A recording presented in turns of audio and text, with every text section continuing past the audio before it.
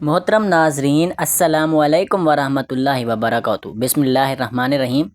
عبدالعزیز بن عبد المطلب، جس کی کنیت ابو عتبہ تھی، یہ قریش کے سردار اور اللہ کے آخری پیغمبر سرور کائنات حضرت محمد صلی اللہ علیہ وآلہ وسلم کا حقیقی چچا تھا، اور اس کے والد حضرت عبد المطلب اس کے چہرے کی سرخی کی وجہ سے اسے ابو لہب پکارتے تھے۔ ابو لہب یعنی حضور کے چچا کو کسی نے بتایا کہ آپ کے چھوٹے بھائی عبداللہ کے گھر بیٹا پیدا ہوا ہے، تو ابو لہب بہت خوش ہوا اور اس نے ایک لونڈی صوبیہ کو آزاد کر دیا۔ ابو لہب اسلام کے بڑے دشمنوں میں سے ایک تھا۔ جب حضور نبی کریم صلی اللہ علیہ وآلہ وسلم نے نبوت کا اعلان کیا تو ابو لہب نے سخت مخالفت کی اور آپ صلی اللہ علیہ وآلہ وسلم کی شان میں گستاخی پر اتر آیا۔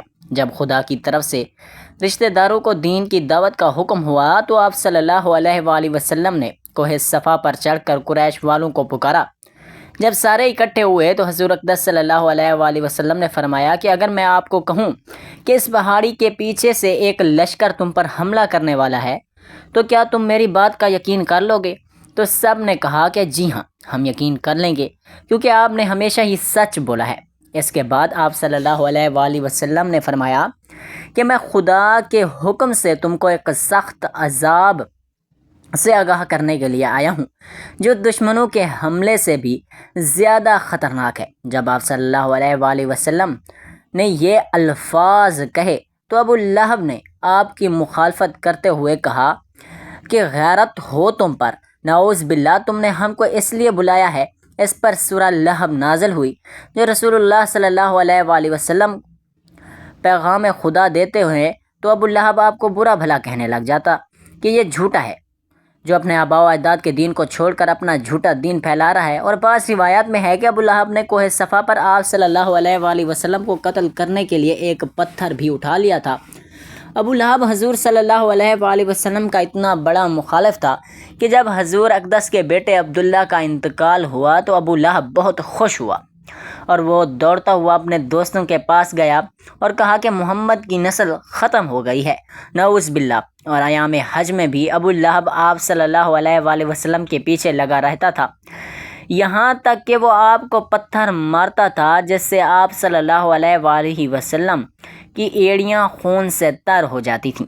قرآن پاک میں بدبخت ابو لہب کی موت کے بارے میں سخت الفاظ بیان کیے گئے ہیں جو کہ حرف بحرف پورے ہوئے اور وہ بہت ذلت کی موت مرا۔ ابن اسحاق سے مروی ہے کہ جب ابو لہب کی بیوی ام جمیل کو پتہ چلا کہ میرے خاوند کے بارے میں سورہ نازل ہوئی ہے تو وہ ایک پتھر لے کر آپ صلی اللہ علیہ وآلہ وسلم کو مارنے کے لیے مسجد الحرام میں پہنچ گئی۔ مسجد الحرام میں حضرت محمد مصطفیٰ صلی اللہ علیہ وآلہ وسلم اپنے ساتھی حضرت ابوبکر صدیق رضی اللہ تعالیٰ عنہ کے ساتھ آرام فرما رہے تھے تو اللہ تبارک و تعالیٰ نے ام جمیل کی نظروں پر ایسا پردہ ڈالا کہ اس کو صرف حضرت ابوبکر ہی نظر آئے۔ اس نے پوچھا کہ مجھ کو معلوم ہے کہ محمد میری مذمت و رجوع کرتے ہیں، خدا کی قسم اگر محمد میرے سامنے ہوتا تو میں اس کو پتھر مارتی، اور یہ کہہ کر وہ واپس چلی گئی۔ قریش والے جب مذمم کہتے تو آپ صلی اللہ علیہ وآلہ وسلم فرماتے کہ اے لوگو، اللہ سبحانہ و تعالیٰ نے کس طرح ان کو صبر و شکر مجھ سے پھیر دیا۔ وہ مذمم کو بھلا بھلا کہتے ہیں اور میں محمد خدا کا آخری رسول ہوں۔ ابو لہب قریش کا مالدار آدمی تھا جس کا سود خوری کا کاروبار تھا۔ وہ لوگوں کو سود پر چیزیں دیکھ کر خود منافع حاصل کرتا تھا، یہاں تک کہ اس نے خانہ کعبہ سے سونے کا ہرن چوری کر کے بیچ دیا تھا۔ ابو لہب کی اولاد بھی نبی کریم صلی اللہ علیہ وآلہ وسلم کی دشمن تھی۔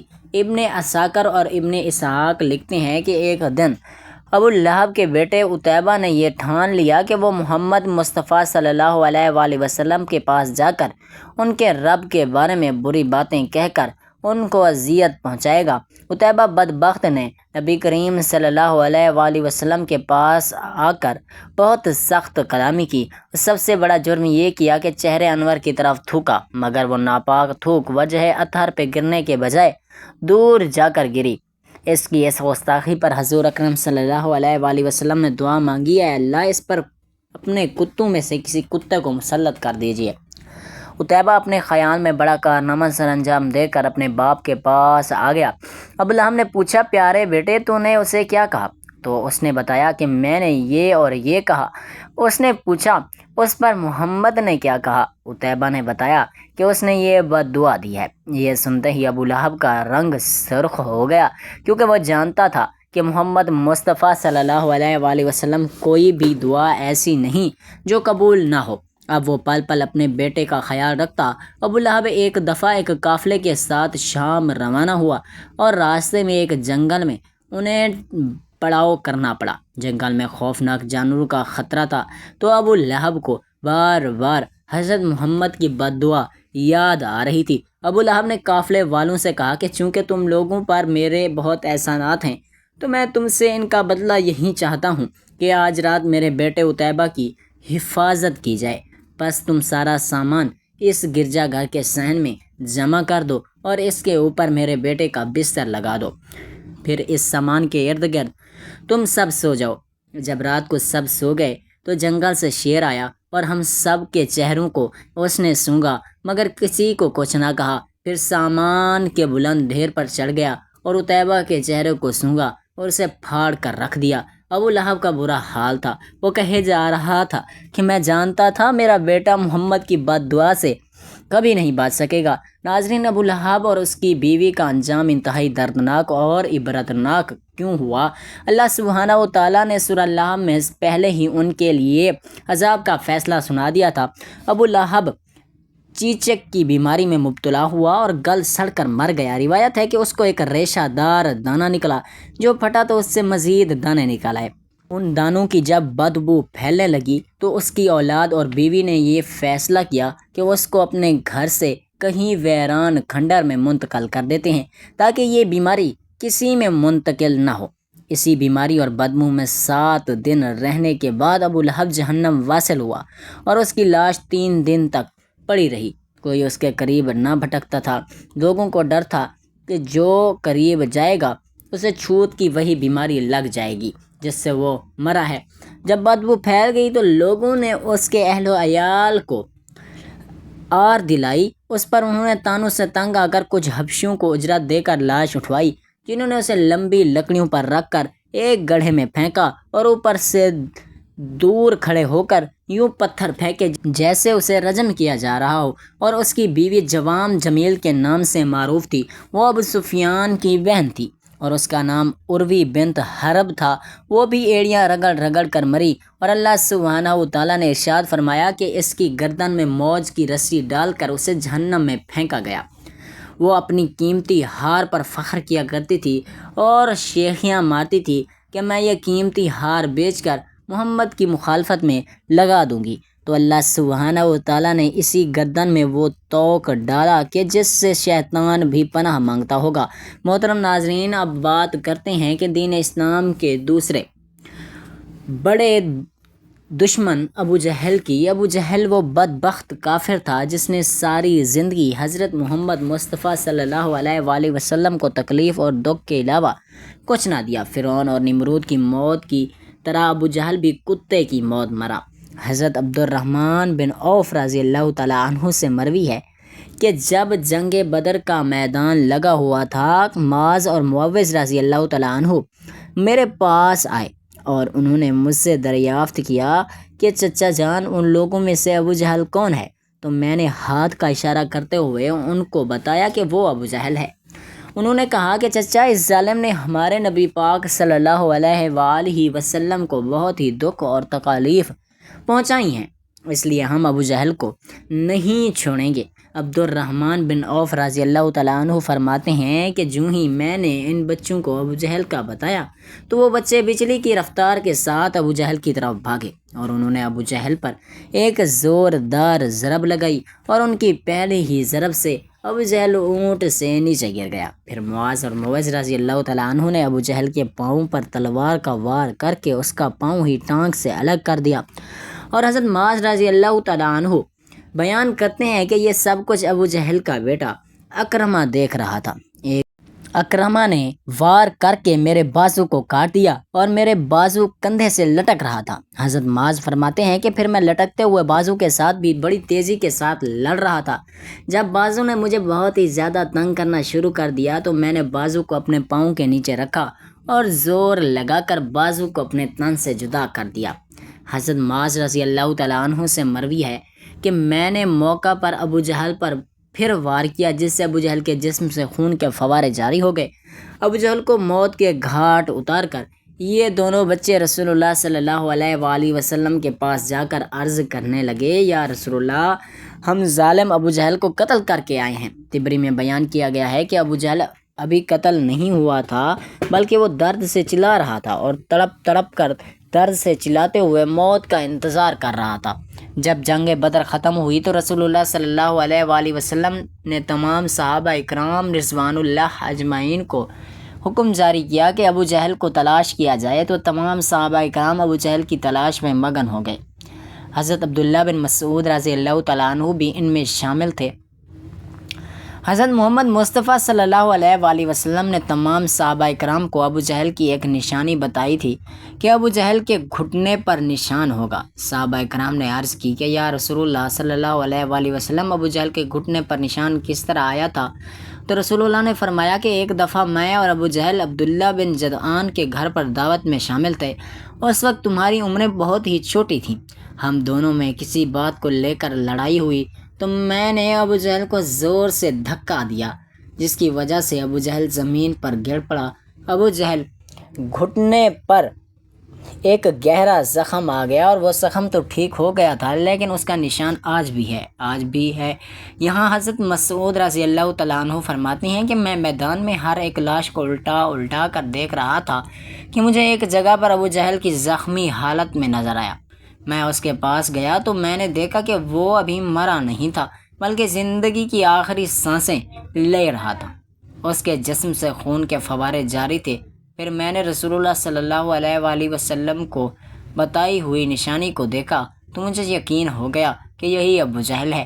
میں نے اس کی گردن پر پاؤں رکھ کر اس کو زور سے گھسیٹا تو درد کے مارے اس کی چیخیں نکل پڑیں۔ میں نے ابو جہل سے مخاطب ہو کر کہا کہ اے خدا کے دشمن، اللہ تبارک و تعالیٰ نے تجھ کو ذلیل و خوار کر کے رکھ دیا۔ ابو جہل مجھ سے کہنے لگا کہ اس میں ذلت والی کیا بات ہے؟ میں تو اس آدمی سے بدلہ لینے کے لیے یہاں آیا تھا جس شخص کو تم لوگوں نے قتل کر دیا ہے۔